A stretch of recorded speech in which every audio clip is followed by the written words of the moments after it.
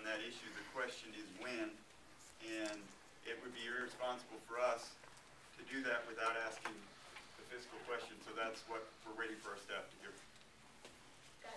I have a follow-up question to that. That would only be relevant if the actuaries that were developing those premiums and those things made an assumption of how many lesbian or gay people were employees and therefore rated appropriately for that. Right. Having not done that, therefore that would negate any fiscal impact, it seems to me. I've heard that argument, and what I think we should do, which is what we're doing, we have these, you know, accountants that sit in a dark room and do whatever accountants do, all due respect to accountants everywhere, but the finance department at the county, you know, sometimes it's hard to understand why they arrive at the conclusions they do. But I believe in transparency. They're going to report to us what they believe the impact would be, and they're going to tell us what their assumptions were when they developed that analysis, and then we're going to share it with the world and people can react to it. And I'd expect that, you know, we'll hear whatever those reactions are. Not the shyest group of people I've ever met. Am I supposed to answer their questions? Yeah, Laura's going to ask the questions, and then after we'll try to have some time. No, I want to. We need to settle this one now. Okay. Wait, excuse me. No. Oh, sorry. she got the finger going. She got the finger going. So give me my Bill Clinton finger. She got the finger going. We got a little tiny thing going on here because actually we have another candidate who needs to go out of town after Rory's done. So I'm sorry. You know I love you, but okay. Next question. Oh, the judge has spoken. We'll use the floor amending SB 207 to provide anti-discrimination protections for transgender Nevadans. I don't know what that bill is, so I want to know more. I don't have a problem with anti-discrimination language for transgender people. I just don't know what the language of that bill is. So I'd rather say that that's a principle I am comfortable with, but I don't know anything about that bill, so I'm not going to say I know everything about that bill and am comfortable with the language. But the principle, yes. What is your position on teachers' evaluations tied to test scores? Okay, I was hoping somebody'd ask me about it. Yeah, because I think the most stark contrast that will be drawn in this campaign is between me and the Republicans on education.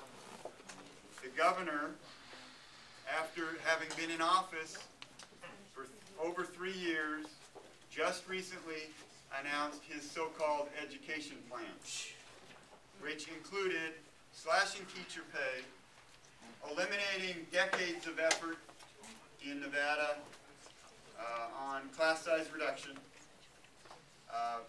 diverting local school district money to the general fund in Carson City to solve their fiscal problem. His education plan is a disaster. We have an education system that doesn't work, and he wants to make it even worse. Try it. Unfortunately, the other Republicans running agree with him and have put out plans that are strikingly similar. We are never going to be able to do what I described and diversify our economy and become a great state if we don't improve our education system. Less than half our children.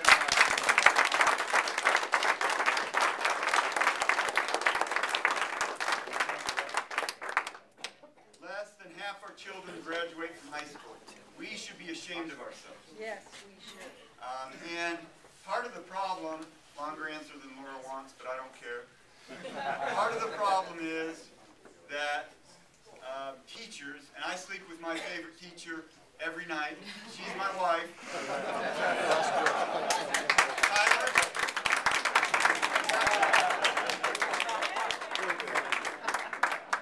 Bit of a change for everyone. Teachers. This goes straight through it. Teachers spend between a quarter and a third of their time either preparing children for a test or administering it. So we put the most important thing in classrooms in Nevada right now is you put a number 2 pencil in a kid's hand and you make sure they fill in the right bubble. Children are different. they tend to be creative, and we should not test the creativity right out of them. Some want to be artistic, others are going to get involved with the trade and want to use their hands.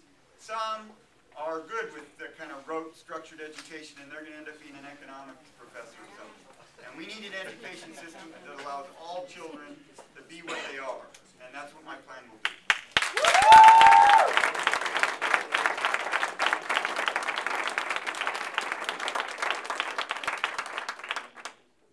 This is the second to last question. Oh, man. There are estimates that there are 230,000 undocumented immigrants in Nevada. Of those, approximately 84% are of driving age. Currently, this group of individuals is unable to attain a driver's license. This accounts for lost revenues and uninsured motorists. What is your position on licensing the undocumented? First of all, we need comprehensive immigration reform.